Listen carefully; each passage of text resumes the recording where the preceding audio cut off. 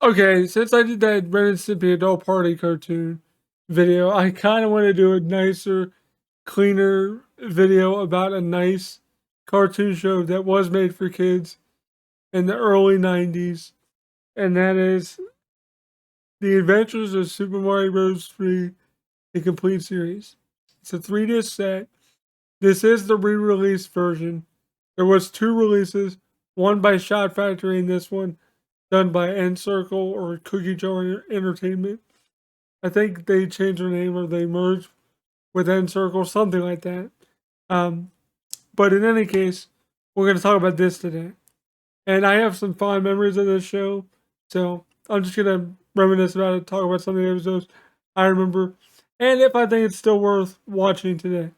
If you like this video, leave a like, comment down below, subscribe, all that good stuff. Without further ado, let's get on with this video and talk about Super Mario Bros. 3, the animated series, I guess. I'm not gonna call it the Adventures of Super Mario Bros. 3. I don't know. It just sounds better just calling it Super Mario Bros. 3. So anyway, let's get on with the video. Now, first off, if you do buy this set, because it is still available, you can still buy it. Be forewarned, one of the episodes on this set is damaged or glitched, or the master is damaged because it skips on one of the episodes. It's called Venice Menace. It skips during like the end part of the episode. So you miss like 2 seconds of the episode. But if you want to track down the actual correct fixed master of the episode, you have to get this individual release of the Adventures of Super Mario Bros. 3. What a wonderful work. And it has like 6 episodes on it, which is actually a pretty decent amount of the show. But it has the fixed version of this on it if you want to get it physically. I believe it's on Paramount Plus, I think. And I think the master of it is fine with that. So yeah. Well, anyway, without that, with all that out of the way, let's get on with the video and actually start talking about some of the episodes of Super Mario Bros. 3 and what the show was. All right, so originally the show was part of kind of a double thing. It was Captain N, and then after the Captain N segments, they would show the Super Mario Bros. 3 segments. So it was originally shown with Captain N, but it had 13 episodes. It aired in, let me check what it says here. If it says, if I can find it. According to Google, it says September 8th, 1990 is when it aired. So I was not even old enough to even remotely remember watching this show when it first aired, because I was born in '89, so that tells you. Anyway, but I do have memories of it still because I saw it on reruns of stuff back in the day and stuff like that. But basically, the format of the show was it was kind of retelling slash taking place in the Super Mario Bros. 3 uh, universe or landscape, I guess, because you had Koopa with his kids, and you had Princess Toadstool, you had Toad, you had Luigi, Mario, of course.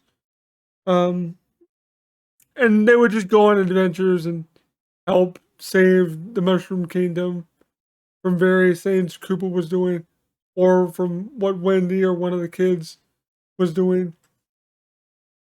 But the thing that sets the show apart from like other shows from like the late 80s, early 90s, is that it had like weird musical interlude numbers like during chase scenes, kind of like some of the Scooby Doo cartoons did, during the like Scooby Doo movies and stuff like that. They would have like actual songs while they were getting chased around or whatever. It would do that a lot, like during a decent portion of like a fight sequence or something. And to me, that like back in the day didn't bother me, but watching it as an adult, it just detracts from the action. And I wish they they wouldn't have relied on that so heavily because I don't think I can't remember if they did it a lot in the Super Show. I don't think they did it as much, but they did it a little bit, I think. But other than that, other than the annoyance of the musical numbers and stuff, it was still a fairly decent representation of Super Mario Bros. 3, and I think it reviewed fairly well back in the day too. Um, and just like the overall like art style of it and just the way it was done was pretty good. Now there are some animation and like errors and stuff like that, but I mean that's kind of typical of Deke because Deke did this um, thing as well as Zelda and Super Show and Captain Planet. I think they did Heathcliff as well. I'm pretty sure there was a Heathcliff show. I'm pretty sure they did that. Um, but yeah, overall, like most of the episodes are just Mario foiling something that Coop is doing, and there's some episodes where he actually goes to the real world and tries to like mess with the real world because there's pipes connecting Mushroom Kingdom and like Brooklyn or whatever, and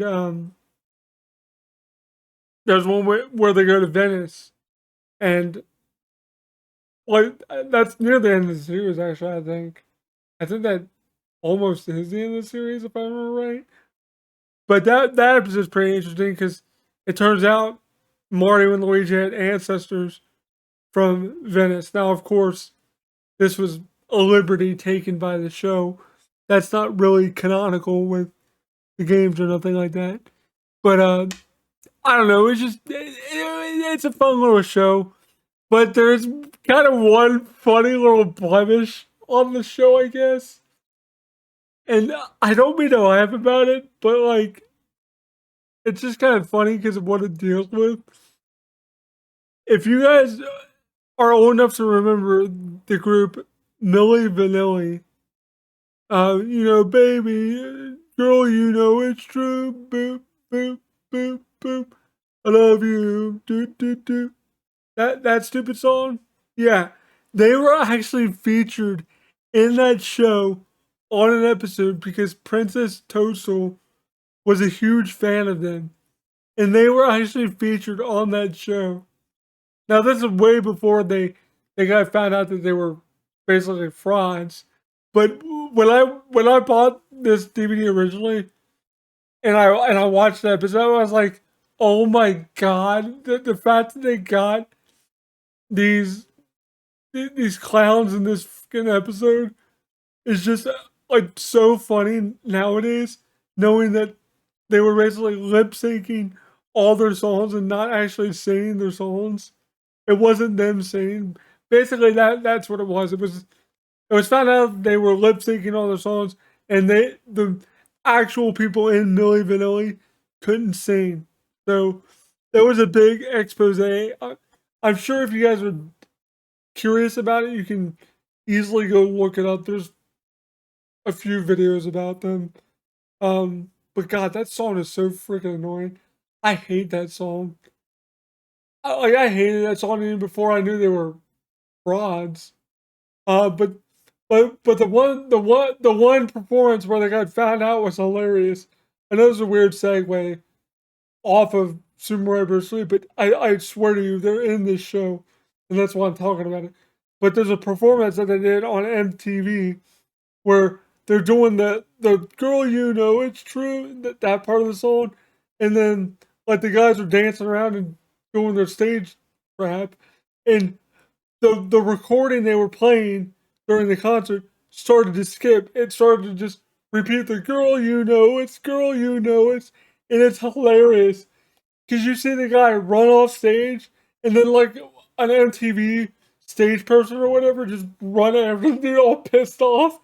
It's it's pretty funny. I'm not gonna lie. Like he looks legitimately pissed, and I don't know if that's why the dude ran off, but but it's the funniest thing that I've ever seen.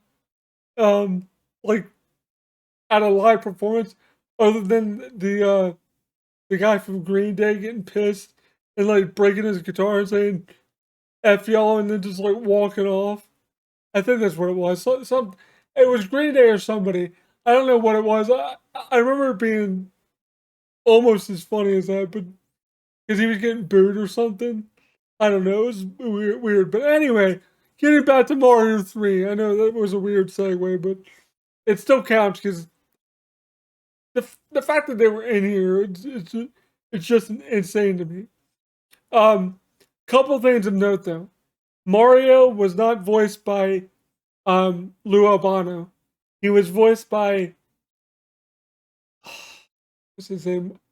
Was it Walter Boone or something like that? Let me see if I can find it real quick to make sure I was right. I was close. It was Walker Boone. Walker Boone did Mario. Tony Rizzolo did Luigi, so it wasn't Danny Wells or Lou Albano, which which is kind of weird, but their voices were pretty similar. It, if I can, you know what, I'm gonna do it. I'm gonna put extra effort into this video. Why not? I'm gonna do it. I'm gonna put in some clips right here of voice comparisons so you guys can hear the difference in their voices.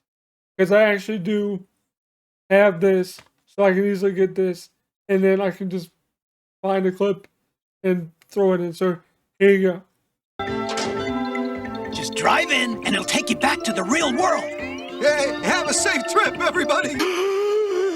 Hey, that wasn't for real. Must be a beehive nearby. And where there's bees, there's raviolis smothered in honey. Okay, so like I said, they don't sound too terribly bad, but I don't know. Toad's voice was always kind of weird to me, but I always kind of like liked it. Like it kind of fit his voice, like in the way he looks. Like the voice just fits. Like it kind of sounds like this. Oh my god, it almost sounds like the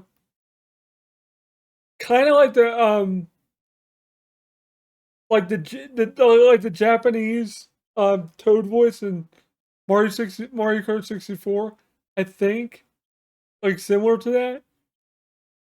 But like everybody does like a pretty good job of like doing like voices that would sound like the character. Like Princess Toadstool doesn't sound like super ditzy like she did in Mario 64. I always hated her voice in like Smash Bros and Mario 64. Like she just sounds kind of dainty and ditzy. Like why?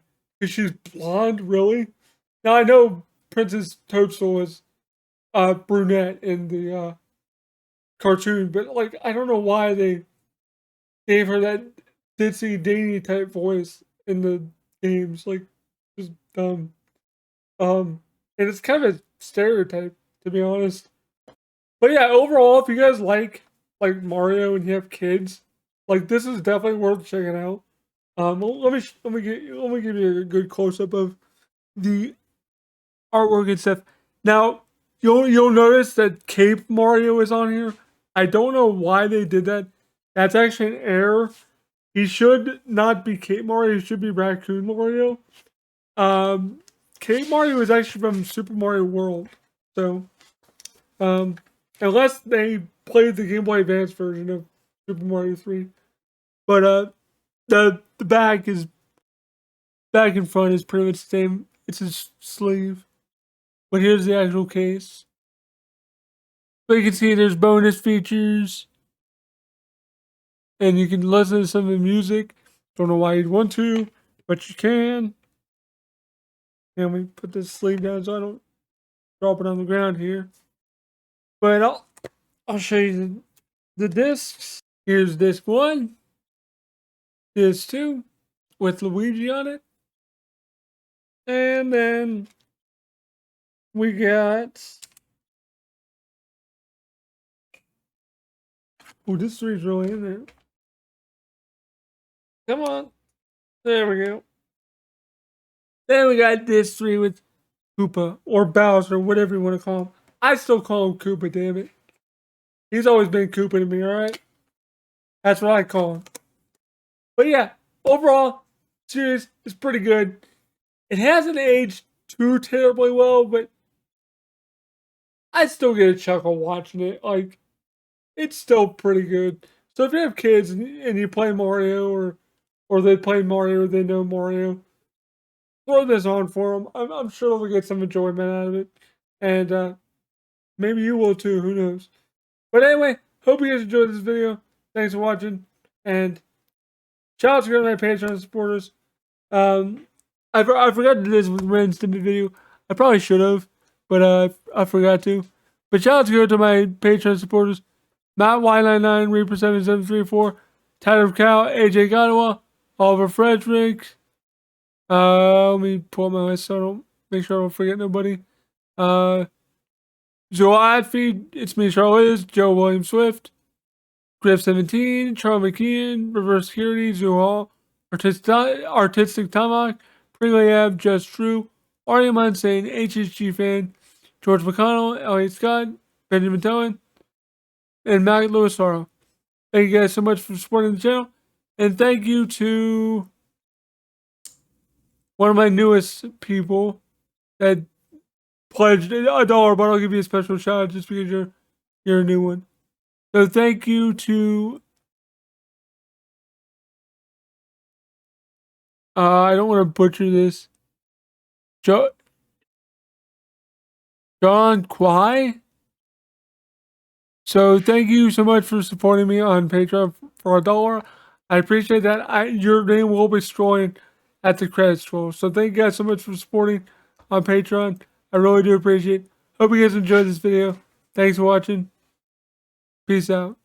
And for the love of God, just don't look at Millie Vanilli, but please. Their songs are terrible. Terrible. Anyway, thanks for watching, guys. Peace.